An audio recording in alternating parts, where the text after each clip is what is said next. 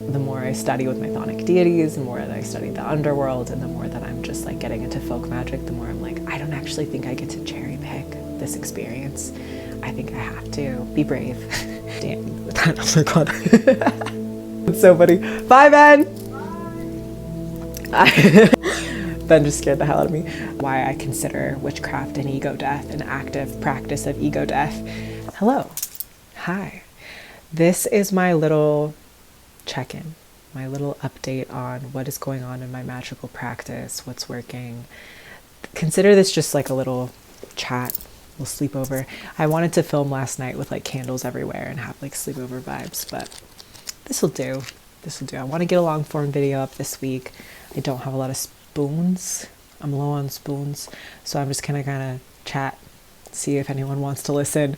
I'm realizing now like how niche the content that I'm making is, but I'm very excited to see who is interested and who enjoys it. I was reflecting as I'm coming up on my year anniversary of being able to call myself a witch and like know what that means. And I found this book, which I read in 2022, I want to say. And I lived in a very witchy house at the time. It's like very old, probably like early 1900s construction type of house. And it was right on this like very busy road. So it'd be just so interesting because we had this like beautiful yard, and this porch swing, and this like wrought iron gate. And then it was just like traffic. But it was cute. And I remember sitting on the porch swing, and there's like linens draping everywhere. I think I have a video of it on my Instagram if you go all the way back. But I was reading this book, and it's just so sweet to me to see. I consider myself a late bloomer when it comes to the craft. And I know there's a lot of discourse. There's so much discourse about witches who find the craft later in life or find the craft via like being online. And I don't know, there's just something so beautiful to me about realizing how inherent this work is to me, and the fact that it's something that I've like been practicing in one way or another throughout much of my life. And I had a lot of barriers up to entry. Like I just was not encouraged to explore that part of myself and to like heal my lineage in this way and to do the ego death work that is witchcraft.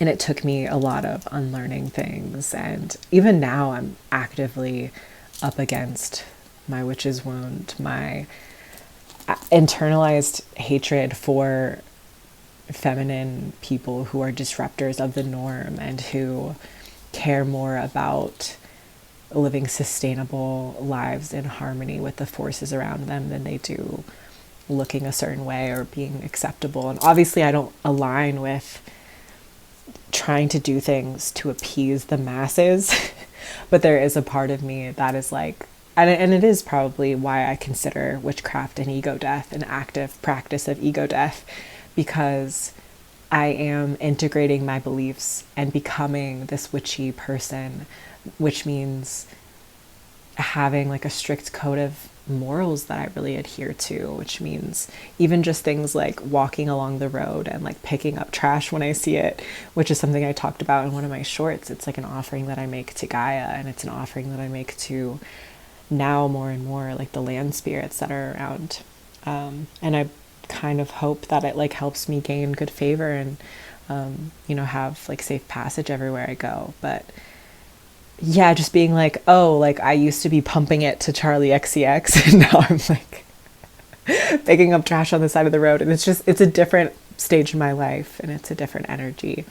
All of these parts of me are still intact and exist, but I guess I'm more so noting the resistance that part of me has. That's like, well, you don't want to be seen as, witchy in that way. Like you don't want to be seen as someone who's not like hyper individualistic. And, I don't know. It's so strange to think that becoming someone that's educated in the ways of herbs and spirits and knows how to like address and heal things that are happening in people that might not be super easy to know and address. Just like having that knowledge and having the responsibility I feel like there is an ego death involved for me, as far as like it not being the most socially valued. It's just historically not been like the most valued person, at least not in Western cultures. So interesting stuff. I do think that the craft is getting closer to the divine via living in accordance with your morals. And when you see the logic that goes behind like formulating a spell, you have to like live in accordance with that logic if you want the spell to manifest. What do I mean by that? I never know.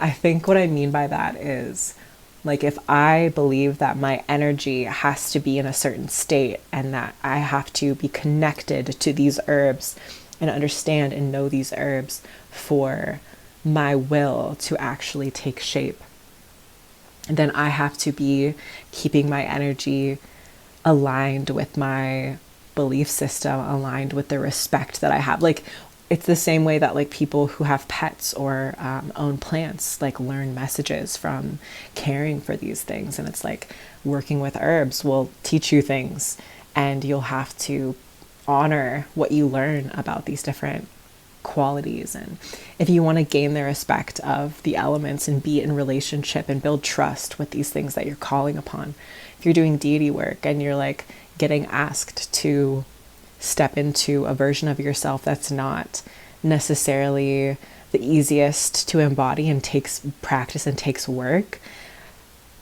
it's an opportunity to grow and to live up to your word and to keep commitments. And listening to your intuition is the same thing, like getting a message and it being kind of like challenging and being like, oh, I know that this is a message coming through because when my intuition tells me something that's really easy and fun, I do it. And I know that this is the same thing, but this one's a little harder. This one requires me to really like live my values in a way that's like not convenient or easy or glamorous for me. And like I still have to listen to my intuition, or listening to your intuition when it's scary, when it's like, oh, I actually need to like do protection work right now. I actually need to like address the energy and not just like do what I would usually do and be disassociative and get on my phone. But it's like, if I want to be calling upon forces and working with energies to help me manifest my will, then I have to be able to be honest to the darker parts, the scarier parts. Not to say that it's like super scary, but it just like requires you to honor your sensitivity, your relationship to the land, your relationship to your gods, your relationship to all of your allies, your ancestors, all of these different moving parts.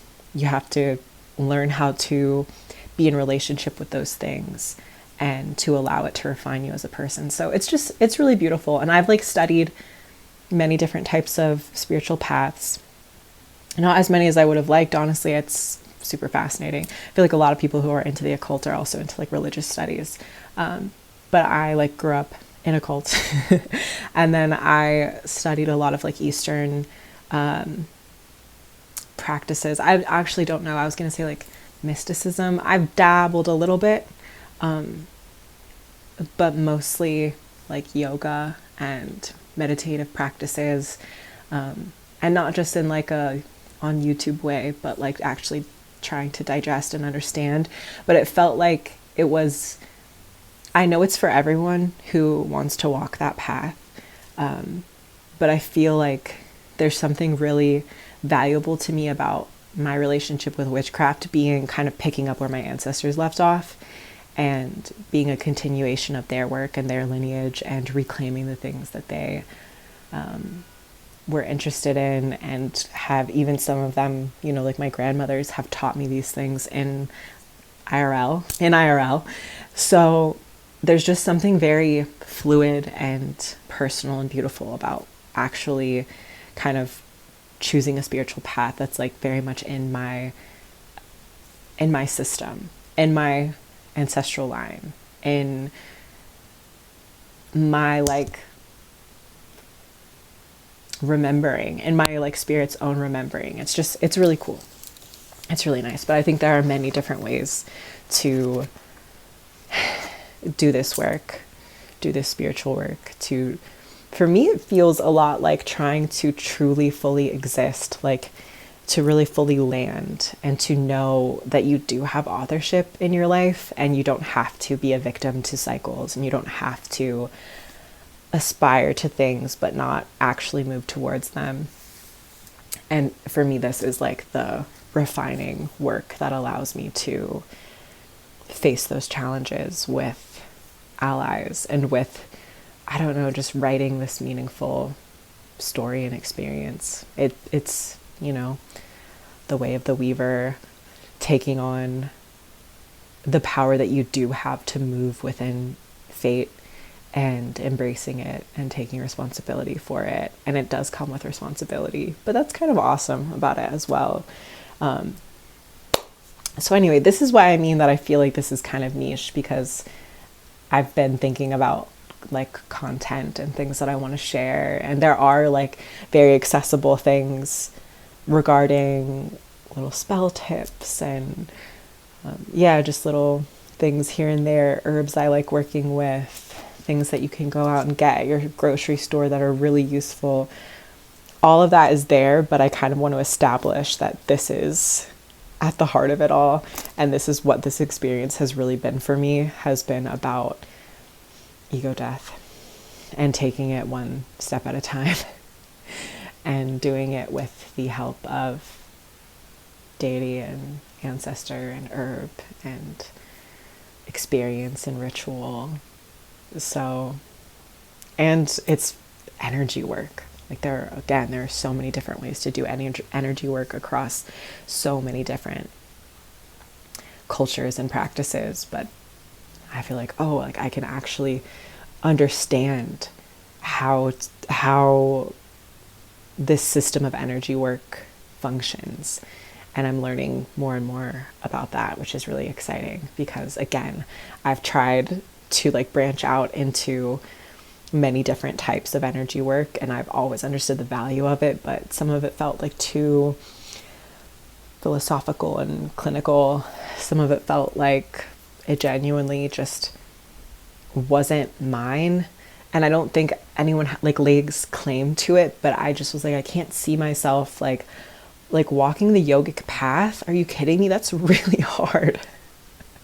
Witchcraft is hard too, but like walking the yogic path, like if my ancestors did that and that was like my heritage, I think I would be like, yeah, maybe I should walk the yogic path.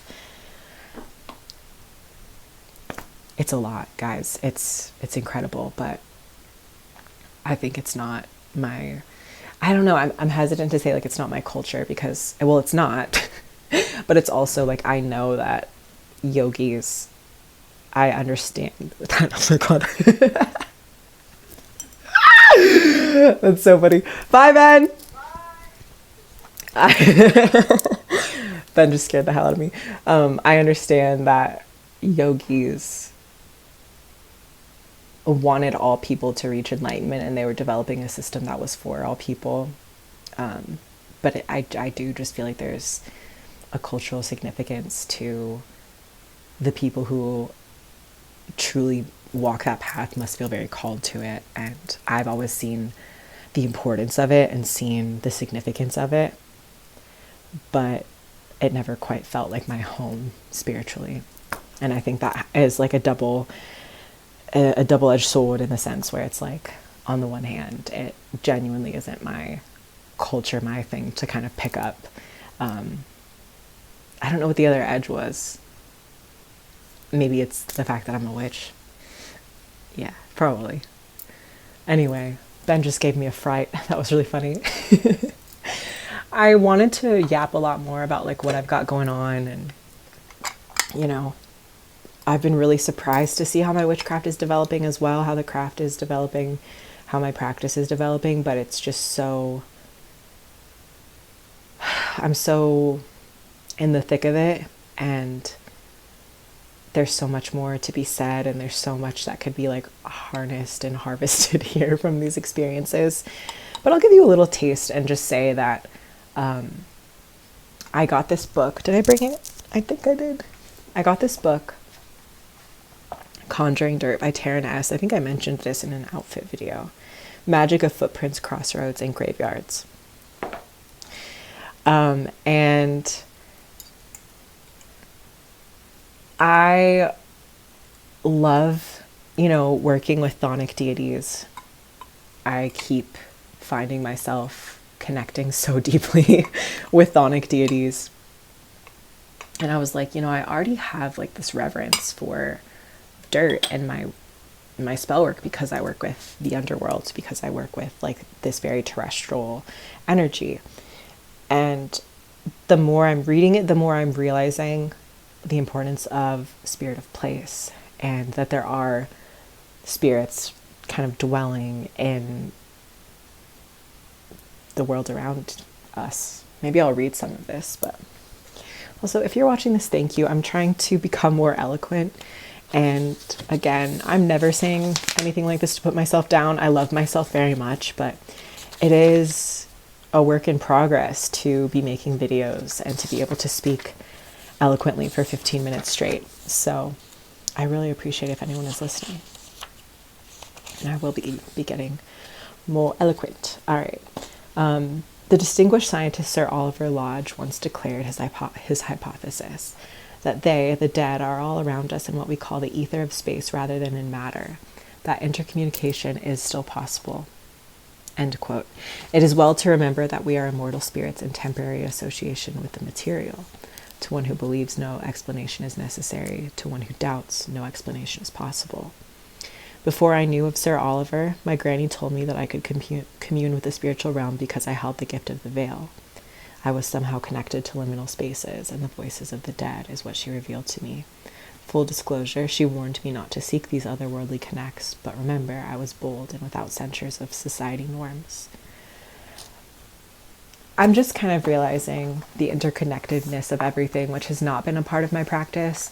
And I've also been interacting with both Frankie, chaotic witch aunt, who doesn't know Frankie in this community, and then the Witch of Wonderlust, Olivia, and coming in contact with their work. They're both incredibly grounded as practitioners and kind of skeptical and wary of like their own abilities, but they're still actively practicing and actively developing these connections and skills. And I think I've just been kind of like awakened a little bit, like without even trying or without even really taking interest. And it just feels like a necessary part of walking my path to learn the rules and etiquettes and how to approach these things. And I'm starting to feel presences more and being like, oh, okay, I guess I'm supposed to do something about this. And I've definitely had my fair share of paranormal experiences. Mostly this one paranormal experience, which I've referenced before, which will be in my book when I write my book. But a lot of that happened this year. It's been going on for years, but a lot of that happened this year. And I kind of was like, that's done and dusted. That was like a spirit that needed help. Not even help, that needed guidance in like the fact that it could no longer attach to me, and that we needed to like cut that link. And that was like, I really wanted it to be like a very singular experience. I was like, I don't want to be in communication with like spirits who are struggling to move on or whatever. Like, I don't know about this. This isn't for me. And the more I study with my chthonic deities, the more that I study the underworld, and the more that I'm just like getting into folk magic, the more I'm like, I don't actually think I get to cherry pick this experience. I think I have to be brave and be smart and be educated, and to move through this with my morals and my ethics intact, and go about this the way that I think is most respectful to myself and the dead and the land and all of that kind of thing. So it's exciting. I heard Angelica once in a podcast talk about how it sometimes feels like an episode of a show where it's like, and now I have to figure out how to do the spell or how to banish this, and I immediately related because of that like paranormal experience that I've had. But it's so fun to feel like it's truly like every week I'm like, and this week on, I'm a witch. I have to learn how to do this now. But that's the beauty of the practice. And I just feel so I don't mean this in a pretentious way, but I really do feel so initiated. I just feel like integrated, and like my practice is living and breathing and has its own life, and it's really sweet and it means a lot to me. So it's fun, and it's very good work for moving through things, like moving through blockages. It's incredible to feel empowered to face these things head on instead of going like in circles about them with friends and in my journals. And, you know, of course, like those things are still so important, but I just feel very empowered and like I can handle this. So I'm going to handle it, and we'll learn some new skills along the way, and it'll be good. So yeah, I'm going to finish drinking my tea. This has a whole story behind it too. But that's for another episode. Thank you for being here. I hope you have a great day. I hope your practice is nourishing. And if you're feeling confused about it, and if it's not like quite clicking and it just feels overwhelming and there's so much to take in, and it's all in this, so much of it is in this other realm. So it's like, how do I even piece it all together, and what's next and what's important? Just keep focusing on what's in front of you and trust that everything else is going to circle back when it's time. So that being said, have a great day, which is bye.